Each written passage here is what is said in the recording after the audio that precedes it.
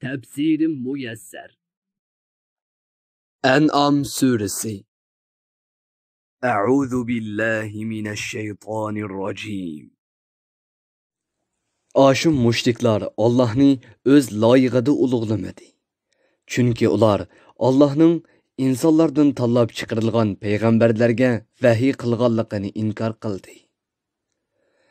Ey payg'ambar, ularga aytqinki, agar ish sizlar gumon qilgandek bo'ladigan bo'lsa, Musa kelgan va kishilarga nur ham hidoyat bo'lgan kitobni kim nozil qildi? Ey Yahudiylar, sizlarga Musa alayhissalom Allohdan elib kelgan Tavrotni parcha-parcha qog'ozlarga ko'chirib, xalqininglarni oshkorlab, ko'p qismini yoshurdinglar. Xususan, Muhammad alayhissalomning sifatlarini va uning haq payg'ambar ekanligini yoshurdinglar. Ey arablar, Allah sizlarga Qur'on orqali sizlardan ilgari o'tgan qavmlarning, sizlardan keyin keladiganlarning va sizlar o'lgandan keyin bo'ladigan ishlarning xabarlarini, shundaqla o'zinglar va ota-bobonglar bilmagan narsalarni o'rgatdi. Ey payg'ambar, o kitobni Allah nozil qildi degan. Ondan ularni qo'yib turg'in. Ular yolg'on so'zlarni qilib, o'z ozg'unligida o'ynab yursin. Ey payg'ambar, bu Qur'on Allah sana nozil qilgan nihoyat foydali kitobdir. Bu Qur'onni sening Makka aholisini va uning atrofidagilarni Allohning azobidan ogohlantirishing uchun nozil qildik. Qur'on o'zidan ilgari nozil qilingan samoviy kitoblarning haq ekanligini va hammasining Alloh tarafidan nozil qilinganligini e'tirof qilguvchi muborak kitobdir. Ahiret hayotiga ishonadigan kishilar Qur'onning Allohning so'zi ekanligiga iymon etadi. Namozlarni o'z vaqtida mukammal ado qiladi. Alloh nomidan yolg'onni to'qib, Alloh insonlardan hech kimga vahiy qilmagan degan yoki o'ziga hech narsa vahiy qilinmagan turug'liq menga vahiy qilindi degan va yoki Allah nozil qilgan Qur'onning o'qishini menmu tushiralayman degan odamdimi zolim odam bormi? Ey payg'ambar, agar sen bu zolimlarni sakratga tushgan vaqtida bir ko'rsang, ajoyib qo'rqinchli ahvolni ko'rgan bo'larding. U chaqda farishtalar qo'llarini so'zib ularga, "Jininglarni chiqiringlar.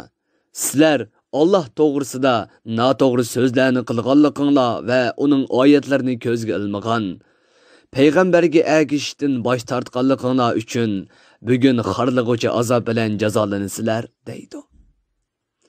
Sizlar bizning dargohimizga biz ato qilgan mol dunyoni orqanglarda qoldirib, biz sizlarni dunyoda dastlabda yaratgan chog'dagidekla tanho kapsizlar. Sizlar o'zinglarcha Allah'ның şeriklari deb atavagan şafaatçileringlarni bu yerda sizlar bilan birga ko'rmayvatimizg'o. Ular bilan sizlarning oranglardagi munosabat allaqachon uzildi. Sizlar şafaatçilerimiz deb gumon qilgan ma'budlaringlar allaqachon sizlarning ko'zinglardan g'oyib bo'ldi. Shuning bilan sizlar o'p-o'chuq ziyon tortquchilardan bo'ldinglar. Sheksizki Allah donni yerib, uningdan ziroatni undirgichi, urug'ni yerib, uningdan dal-daraxtlarni chiqarg'uchidir. Tirikni o'likdan va o'likni tirikdan chiqarg'uchidir. Bularning hammasini qilg'uchi Allohdir. Allohning hech qanday sheriki yo'qdir. Ibodat qilinishga tamoman haqliqdir. Ahvol shundoq tursa, sizlar qandoqlarcha haqiqatdan burilib ketib, Allah'a qo'shib saxta ma'budlarga cho'qinisizlar. Allah subhining yo'riqligini qorong'ulikdan yerib chiqargan. Kechini kunduzning harg'inligini chiqarish uchun orom elish vaqti qilgan. Quyosh bilan oyni o'z orbitasida muayyan qonuniyat bo'yicha muntazam aylanib turadigan qilgan zotdir.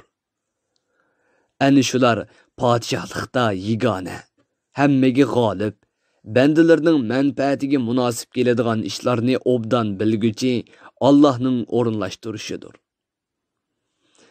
Ey insonlar, Allah quruqliq va dengizning qorong'uliqlarida yo'linglardan ezib ketib, gangirab qolgan cheg'inglarda sizlarning yo'llarni tepib olishinglar uchun sizlarga yulduzlarni yaratib bergan zotdir.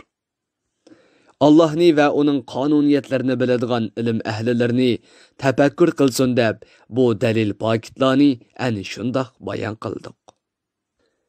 Ey insonlar, Allah sizlarni yaratishni Odam alayhissalomdan boshlagan zotdir.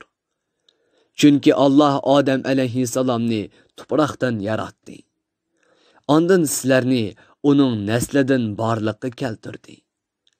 Sizlarni ota-onaning pushtida saqladi. Ondan onanglarning balyatqusiga omonat qo'ydi. Dalil paketlarimizni haqiqatan ochiq va tafsiliy bayon qildik. Allah bulutdan yomg'irni tushirib berib, shu yomg'ir bilan barliq o'simliklarni chiqargan. Yana yeshil mayslarni chiqarib, uningdan bir-biriga mingishib ketgan bug'doy, guruch va arpaga o'xshash donlarni, xo'mi darxining chechaklaridan yerga yaqin sangilab turadigan xo'rma sapoqlarini, uzumlik bog'larni, g'azonlari bir-biriga o'xshaydigan, mevasi bir-biriga o'xshamaydigan zaytun, anor daraxtlarini yetishtirib bergan zotdir. Ey insonlar, mushu o'simliklarning yangi tutgan mevasiga va pishgan mevasiga qarab beqinglar. Ularda Allohga iymon keltirgan va uning shariatiga amal qiladigan qavm uchun bu o'simliklarni yaratgan zotning cheksiz qudratiga va hikmatiga dalolat qiladigan ochiq alomatlar bor. Ashu mushriklarni va jinlarni Allah yaratgan tursa, u mushriklar jinlar Allohning oldida bizga shafaat qiladi va bizni ziyon zahmatdan qo'g'daydi deb e'tiqod qilib, ularni Allohga ibodatni sherik qilib elishdi. Halbuki Allah yegona yaratquchidir. Shunga u yolg'iz ibodat qilinishga tegishlikdir. Mushriklar yana nodonlikdan Allohning o'g'il qizlari bor degan sapsatini o'ydirib chiqishdi. Halbuki Allah mushriklar mansub qilgan yolg'onlardan va to'qilmalardan albatta pokdir va ustundir. Allah osmonlarni, zaminni va ularning orasidagi maxluqotni o'rnaksiz yaratgan zotdir. Allah'ning jubti bo'lmasa, qandaqmi uning bolasi bo'lsin? Allah mushriklar sifatlagan narsalardan albatta ustundir. Allah hamma narsani yo'qdan yaratgan zotdir. Maxluqotining ishlaridan hech qandaq ish Allohga maxfiy emasdir. Ey musulmonlar, zururiyat bo'lmag'icha yeyish harom qilingan narsalarni Allah sizlarga ochiq bayon qilgan tursa, Allohning ismi aytilib bo'g'izlangan hayvonlarning go'shini nemishqa yemaysizlar? Ochliqdan chorasiz qolganda o'zi o'lib qolgan narsaga o'xshash harom narsalardan jonni qo'g'dab qolgudek miqdorda iste'mol qilishga bo'ladi. Chunki bundaq vaqtda uni yeyishga bo'ladi. Nurg'ilgan ozg'un kishilar nodonligidan o'zining nafsi xohishiga ergishib, halol harom masalasida boshqalarni ozdiradi. Ey payg'ambar, shubhisizki sening Rabbing bu masalada haddidan oshquchilarni obdan biladi. Ulardan hisob elish va jazosini berish uningga xosdir. Ey insonlar, gunohning oshkora va yo'shirun hammasini tashlanglar. Sheksizki Allah gunoh ma'siyat sodir qiluvchilarni bu qilmishlari sababli jazolaydi. Ey musulmonlar, o'zi o'lib qolgan yoki butlarga atab bo'g'izlangan hayvonga o'xshash bo'g'izlaganda Allohning ismi aytilmagan hayvonlarning go'shini yemanglar. Chunki mundaq go'shni yeyish Allohning itoatidan chiqqanlikdir. Shubhisizki jinlar o'zlarining odimiy shaytonlardan bo'lgan do'stlarini halol harom masalasida shak shubhilarga soladi va sizlar bilan talash tortish qilishga qutirtadi. Ularni sizlar bilan munozirlashib, Ey musulmonlar, sizlar o'zi o'lib qolgan molning go'shtini yemeymiz deyish orqali Allah o'ltirib berganni yemay, o'zinglar o'ltirganni yeysizlar deyishga buyuruydi. Ey musulmonlar, agar sizlar ashu mushriklarga itoat qilsanglar, sizlarmi cho'qim ashularning qatoridan bo'lib qolasizlar. Ozg'unlikda ma'naviy jihatdan o'likka aylanib qolgan. Biz uning qalbini iymon bilan tirildirgan, hidoyat qilgan, shuning bilan hidoyatning nuri ichida yashaydigan odam bilan ozg'unlikning, havoyi havasning qorong'uliqlarida qilib, uningdan qutulib chiqishga yo'l topolmagan odam o'xshashmi? Bular hargiz o'xshash emas. Ey musulmonlar, sizlar bilan jidallashgan ashu kofirni mat qilganimdek, uning barliq yomon ishlarini chiroyli ko'rsatdim. Shuning bilan u o'z qilmishlarini to'g'ri va yo'lliq deb bildi. Inkorchimu o'zining inkorini to'g'ri deb bildi. Bu ularning azobga tegishlik bo'lishi va qilmishining jazosini tetishi uchundir. Makkada kofirlarning katta boshlari kishilarni Allohning dinidan to'sqandek, har bir shaharda kishilarni dindan to'sish uchun ilm mikr ishiltadigan bosh gunohkorlarni paydo qildik. Ularning ilm mikrlari faqatla ularning o'ziga yanadi. Ammo ular buni sezmaydi.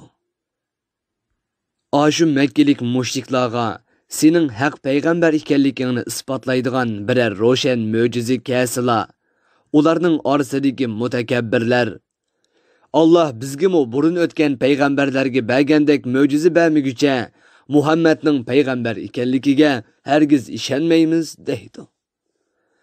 Allah ularga radiya berib mundoq deydi. Payg'ambarlik vazifasini qayerga o'rinlashtirishni, ya'ni kimni payg'ambar qilib tanlashni Allah o'zi obdan biladi. Bu gunohkorlar islomga va musulmonlarga qarshi hiyla mikr ishlatganligi tufaylidan Allohning dargohida xorliqqa va qattiq azobga duchor bo'ladi. Allah kimni haqiqatni qabul qilishga muvaffaq qilishni iroda qilsa, uning ko'ngli ko'ksini iymonga va islomga kengaytiradi. Allah kimni ozg'unligida qoldirishni iroda qilsa, hidoyatni qabul qilishda uning ko'ngli ko'ksini nihoyatda bak taraytib etadi. Xuddi yuqori ufuqqa o'rliganda havo yetmaganlikdan nafsi siqilib ketgan kishiga o'xshash. Kofir odamning ko'ksini shundoq tor qilib etadi. Iymon etmaganlarni Allah mushundoq azoblaydi. Tafsirim muyassar. Bir guruhi ulamolar nashrga tayyorlagan. Tarjima qilguvchi Muhammad Yusuf Muhammad Tursun. Muharrir Abdurrahim Davlat. Korrektor Abdulaziz Aqhun. 2020 yanvar 1 nashri. Teklimakan Uyg'ur nashriyoti tarafidan nashr qilingan. Mikrofon oldida İmran Abdug'ani Sadai. Bu asar avlod detallarida tarqitildi.